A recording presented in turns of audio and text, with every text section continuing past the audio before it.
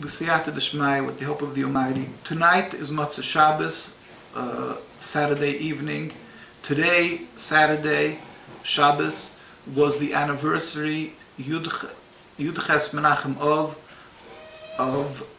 an event, a tragic event that took place 80 years ago in the Jewish calendar year of Tov Reish Pei Tes, when there was a massacre in Hebron, and unfortunately this event is an event that is used and abused by the Zionists to glean support for Zionism and to perpetrate a falsehood that there is a hate, an ingrained hate from the Arabs to the Jews, and therefore the Jewish people are in danger and there has to be a state, etc. We will therefore, with God's help, read a free translation of a transcript of a tape that was given 20 years ago by the distinguished Rabbi Baruch Kaplan, who was a principal of one of the largest girls' schools, or maybe the largest, Beth Yaakov in Brooklyn, New York, USA. He was the one who created this girls' school movement here. And he, at the time in 1929 of the killing of the Jews in Hebron, he was studying there in the yeshiva in Hebron, and he explains how the events unfolded, and that it was the arrogance and the cowardice and the sole cause, the root cause of all the bloodshed at that time was purely because of the Zionists and Zionism. In this manner, we hope to give the people the opportunity to open up a window that they should see the truth, that Zionism is in truth a false entity, and that, as we all know, Judaism and Zionism is diametric opposites. Zionism is the transformation of religion, Judaism, into nationalism. It is expressly forbidden according to the Torah to have a state and to oppress the Arab people, etc. And it's just a whole falsification of both the history, the truth, and of what Judaism is.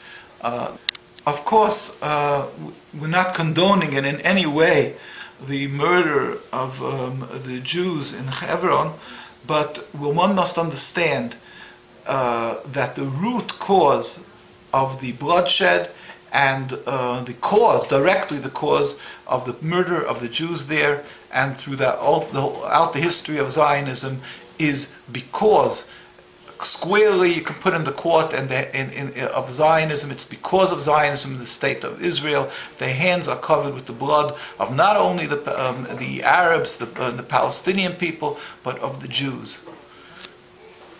Therefore, with God's help, I will read this letter from Rabbi Baruch Kaplan. Because of time constraint, we will be leaving out pieces, I will be saying etc., and it's a free translation. Just the main pieces we will be stating in order that people should understand and comprehend the event that took place. When I was in Hebron in 1929, there occurred the tragic massacre of over 20 yeshiva students, great scholars, plus another 40 members of the Jewish community. I would like to describe the error that has circulated in Jewish communities. A horrible error that accuses the Arabs in Hebron of being murderers who attacked the Jews simply because the Arabs were bad people. In order to correct the record, this error must be corrected. The Arabs were very friendly people, and the Jewish people in Hebron lived together with them and had very friendly relations with them, etc. To take just one example, I used to have the habit of walking a mile or two out of town all by myself to visit a tree that was believed to be the tree where our patriarch Abraham met the three angels as described in Genesis. I especially enjoyed visiting the tree in the summertime.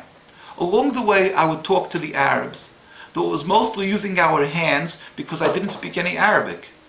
Interestingly enough, no one in the yeshiva ever told me it was dangerous to go by myself amongst the Arabs. We just lived with them and got along very fine. I have also seen a letter from the Grand Rabbi of the Gerech Hasidim of those days, Rabbi Avram Mordechai Alter, of blessed memory of Poland, regarding his trip to the Holy Land during the days when people were talking about emigrating to Palestine. He wanted to find out what kind of people the Palestinians were, in order to be able to advise people whether to move there or not. He wrote in his letter that the Arabs were a very friendly and fine people. Therefore, it's necessary to set the record straight about the accusations that the Palestinians were terrible killers who liked attacking Jews. This was never the situation at all. Today's wicked Zionists are just like the predecessors, who are responsible for causing terrible suffering in Palestine with their wars with the Arabs. May God have mercy. At the time, in 1929, the Zionists had a slogan arguing that the Western Wall in Jerusalem was a Jewish, quote, national symbol, end quote. Of course the Arabs disagreed with this idea, considering that they had control of the location for over 1,100 years. However, the Zionist mobs were yelling that, quote, the wall is ours, end quote. It's hard to understand why they felt that way, considering they have no connection to the Jewish holy places whatsoever. An argument erupted in the Jewish newspapers about establishing a permanent prayer area for Jews at the wall. This provoked the Arabs, and the rabbi of Jerusalem at the time, Rabbi Yosef Chaim Sonnenfeld of blessed memory, begged them to stop and to be appreciative to the Arabs for allowing Jews to pray at the wall for so many centuries undisturbed. However, the Zionists wanted a permanent setup under their control, etc., etc.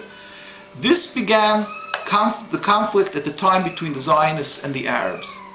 Afterwards, we were studying at the yeshiva in Hebron and saw a bunch of boys in short pants carrying weapons on bicycles and motorcycles running around the streets of Hebron. We were very worried about this. What were they up to? In brief, our rabbi, the supervisor of our religious academy, Rabbi Moshe Mordechai Epstein of blessed memory, called them for a meeting, but they refused. He was forced to go over to them and ask them what they were up to.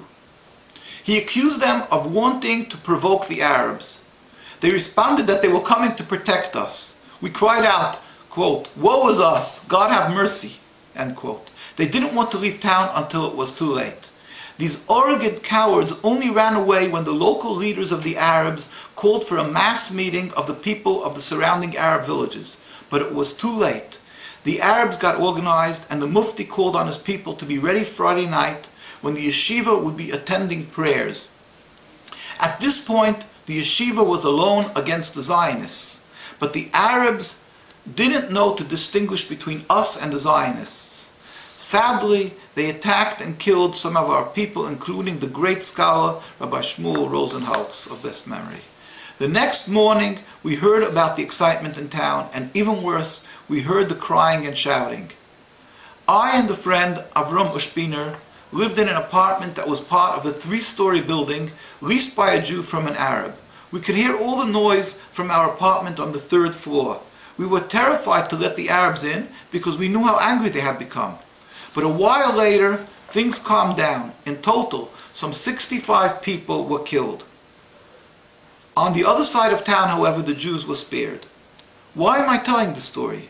It is because I wanted to describe how the wicked Zionists, both today and in those days, were the cause of our suffering. They cooperated with the Nazis, etc. Our religion teaches that a person who causes someone to sin is worse than someone who kills him, etc., etc. A state that killed the Judaism of the Yemenite and Moroccan Jews and of many other Sephardic Jews. This is the work of these thugs and gangsters, etc.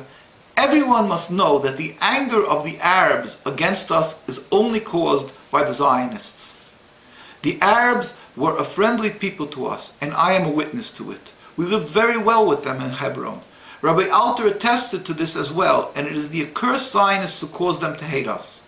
The Zionists dare to use their power to expel the Arabs, and even today in Lebanon, they kill and butcher the Arabs. They wipe out whole villages with the airplanes, etc.